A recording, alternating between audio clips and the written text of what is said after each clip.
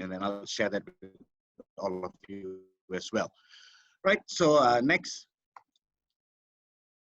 Now, in many organizations, all right, we know that every organization, whether they're government or whether they're private sector or the public sector, SMEs, they all have a culture. Now, the question is, in many organizations, they do not know how this culture was created, right?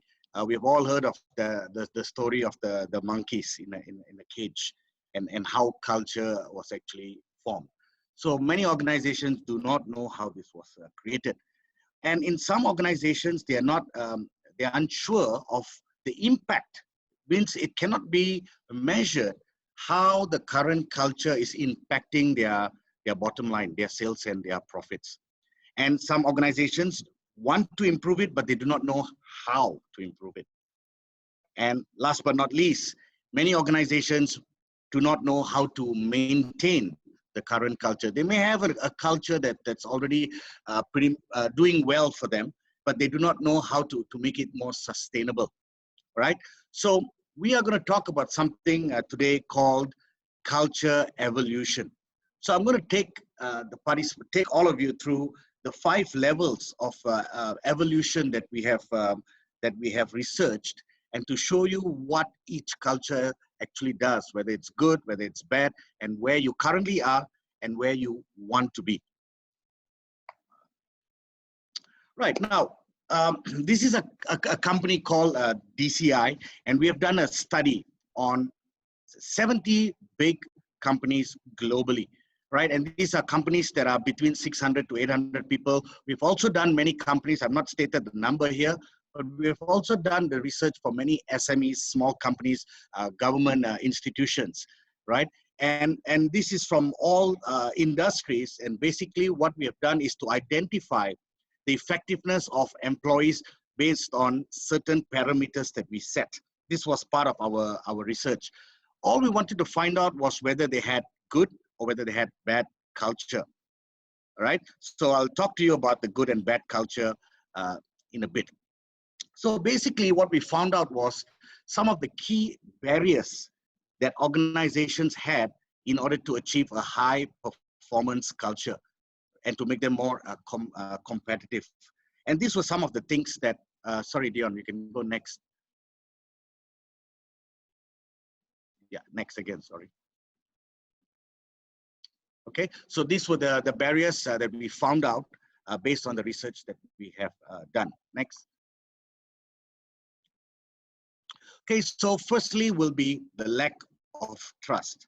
Now, in many organizations, now before I actually go into the barriers that I'm going to talk about, since I'm not using any Menti or Slido for now, I'll do that in the actual crash course. I would like you all to click on the chat icon at the bottom, the chat option, the group chat. So just make sure it says to everyone. Now, I want you all to, in the chat, list down each five things that comes to your mind. You might want to think about this for a few seconds. 5 things that comes to mind for you to have an ideal working environment. So what is your definition of an ideal working environment? You might want to think of this for a moment and just type out the 5. I'll resume once we are done with the 5.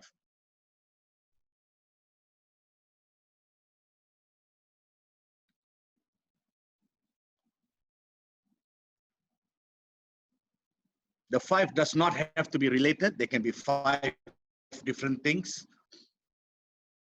But what is your definition of an ideal working environment?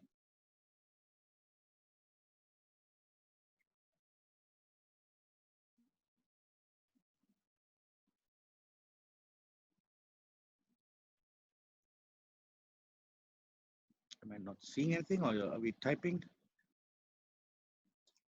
Okay, I've got one here. What's this? Post.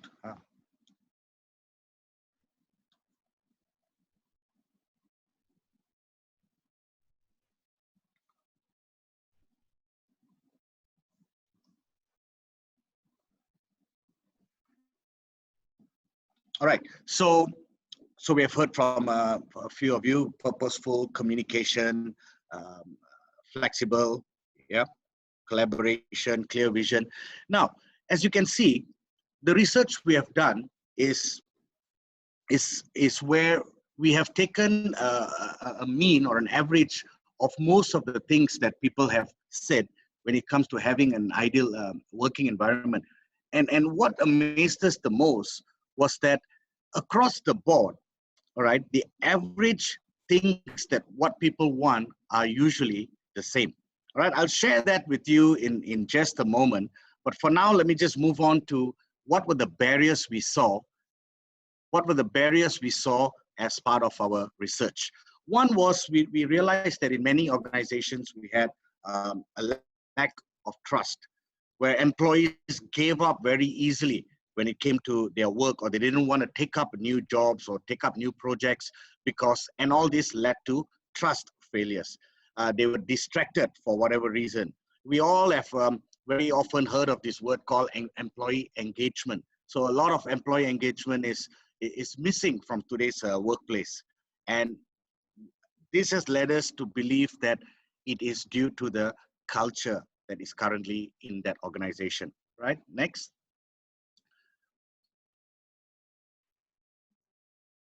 Leon. Yeah. Next, we talk about innovation. Just now, I think even Casey was talking about innovation. In some organizations, as part of their culture that is there, employees may not even feel safe, especially if they come up with ideas that get shot down by the management or by their managers. So employees feel that they are in that environment which does not encourage creativity, does not encourage someone to open up or to share new ideas, however crazy those ideas may be.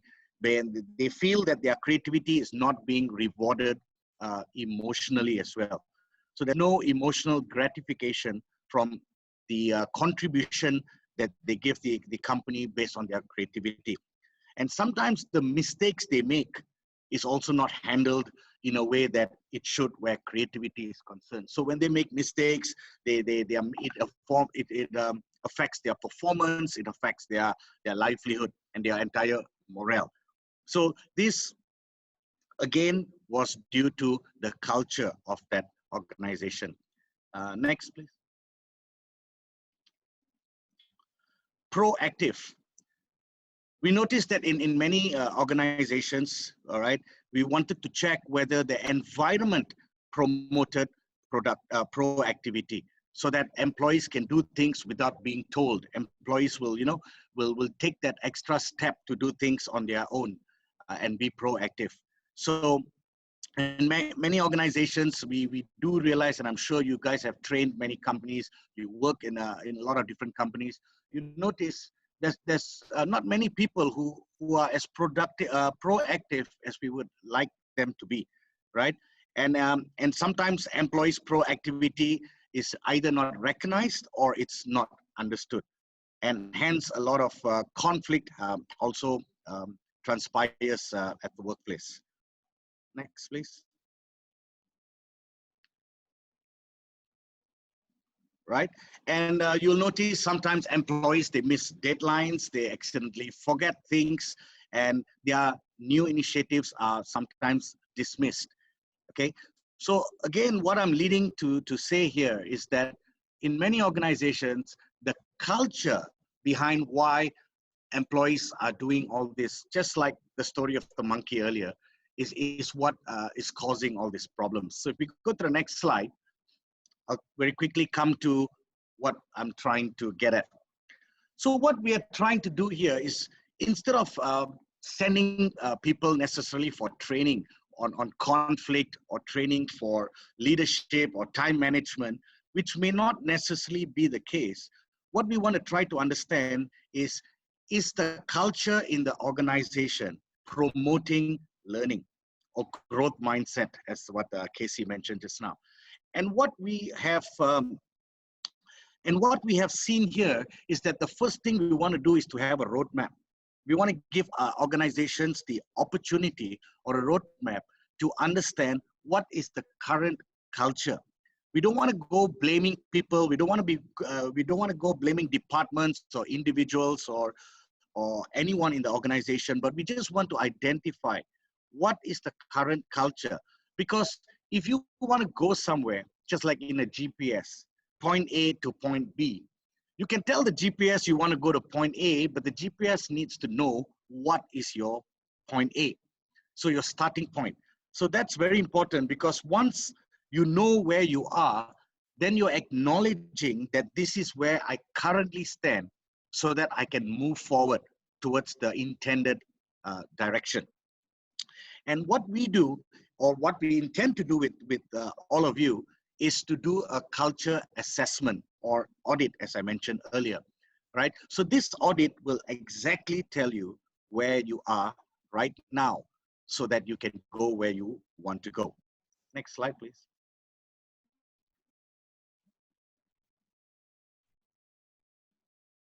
Right now, I'll not go into all of these in details, because this can be a 3-day course, right? And I've just extracted a few things that I wanted to share with you all today in this crash course.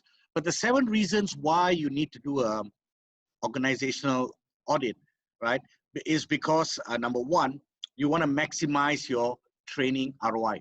So you want to make sure that you only train what is needed, not just train because something appears that you like you need training on it. Next is you want to maximize the passion and excitement of people that you hire. So all your newbies that joins your company, you want to ensure that they are happy and they are excited when they join your company because of the culture. You want to maximize your teams and their efficiencies. You want to improve communication and find out if there are any leadership gaps within the organization, right? And of course, we want to improve as a result the entire innovation in your company, and align yourself with the common values and visions of not just the organization or the leaders, but of everyone, so that everyone is happy.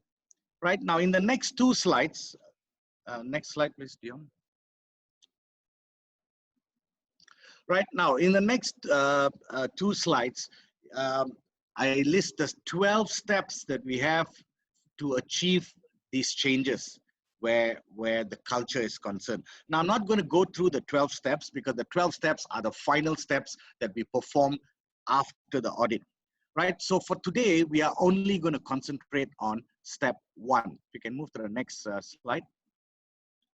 Right? So this is before your transformation. So this is the process, or the steps that we take you through. Some are systemized, and it could take anywhere between 2 to 3 months to do it, depending on the size of the organization. And again, organizations don't have to do all of this, right? But for the sake of today's training, we just want to talk about step 1. Next slide will enlarge that. And that is to identify, the next slide here, and that is to identify and benchmark the current level or the evolution, the culture evolution in your company, right? Now, in the past, what we have done is we have charged companies for doing this, because it takes or requires man hours, right, to actually do this this audit. Now, the audit itself is done online, right? So there's no human intervention or no face-to-face. So if you can just move to the next 2 slides, Dion.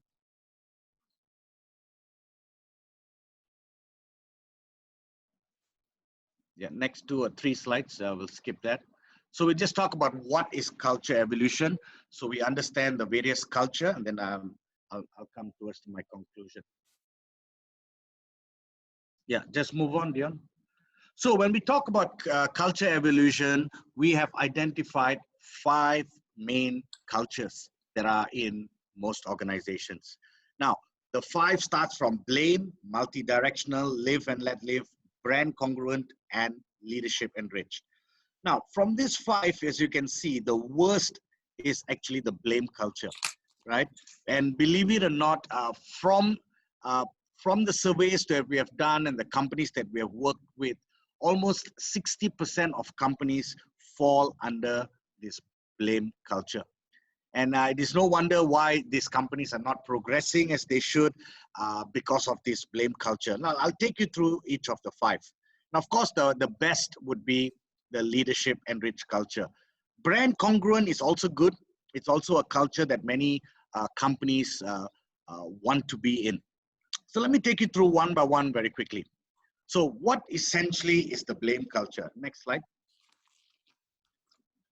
Now, in the blame culture, you will see that there is little trust among departments, among employees, and everyone's acting in self-interest. It's like everyone's there for themselves, right? And as one of our speakers spoke about earlier, it's never, if somebody else is doing well, and I think it was Casey, if someone else is doing well, instead of supporting them, we tend to look down on them and want to compete instead. So everyone acts in self-interest.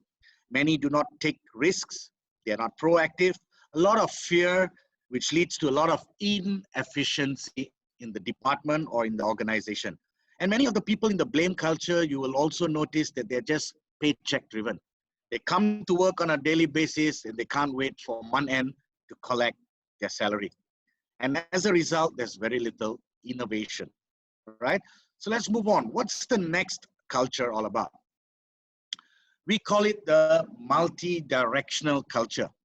Now, the multi-directional culture, well, as you can see, it's better than the blame culture, but it's still not good enough. Because if you look at the multi-directional culture, again, there's very little communication between departments, right? What happens in a multi-directional culture is departments act on their own. So it's Department A versus Department B. Only people in Department A get along within their own department and not with other departments. So for example, the sales department don't get along with the finance very well. The administrative department doesn't get along with finance because nobody gets along with finance, isn't it? Okay, so you'll see a lot of these cliques being formed in a multi-directional culture. So as a result, you see here a lot of gossips among them. People are criticizing other departments so often. Hence, there'll be very little cooperation, very little common vision among them, which leads to a lot of conflict as a result. Next, please. So the third one is the live and let live culture. Now, in this particular culture, you will realize that things are actually going on pretty well in the company in terms of revenue, in terms of sales, profits. It's not doing too bad. However, because they have reached that stage, for example, like you all know what happened with the story of Nokia, right? So when they became complacent and they allowed their competitors to take over them in terms of innovation, because they just stopped being innovative. So when they were complacent, this is called the live and let live culture, where there's mental stagnation, low creativity, average cooperation, communication, and little future vision. So the live and let live, while it's better than multi-directional, but it's still bad, right? Next. Now, the fourth culture among the 5 is where you bring your employees, everyone within the organization believes in the product, believes in the company and the services that the company offers. So they're happy coming to work every day. They have a good feeling about the company. There's a good cooperation among all the staff, among all the departments, and it's similar. And they actively solve problems together. So you'll notice that all the employees work together as one unit, right, for the brand. And that's why we call it brand congruence. Now, the last one, although this is the best, many companies you will see wish to just work right up to the brand congruent, because brand congruence is already a very, very good culture. And it's a long way for a lot of companies just to get to that fourth culture. However, leadership enriched culture is the fifth and final one based on our research, where everyone is aligned with the organization. you actually live and breathe the organization. You actually feel that you are part of the company and you are part owner of the company, whether or not you're getting any shares, right? And that is the leadership enriched culture. And you have leaders within the company, developing leaders who develop future leaders, right? So there's leadership at all levels. So here, you can already see that from these 5, you can see where companies are and where most companies would want to be. So next slide. So because in this particular training, we are hoping that it's mostly decision makers or at least they are HR people. What our organization has come up with is because of this season and this situation that we're having with the coronavirus. We want to make an offer where we will like to go into companies. We do all of this offline and help companies with the audit, where we want to help companies find out, based on filling up a set of questionnaires, which culture they fall inside or into. Because as I said earlier, once you know which culture you are in, then you know where you want to go and you'll know how to get there, right? You need to identify and acknowledge the culture that is currently present, right? So I'm not going to go on into the other slides. How are we doing for time? Sorry, because I cannot see the other screen. How are we doing for time? Time is 23. 23 and 23 okay. minutes. Right. So my question to you guys today is, do you know where you are today in terms of culture and where do you want to be? And if your answer is you do not know, and which means that this culture audit is exactly for you, and we would like to work together with you to help you build a better, successful organization.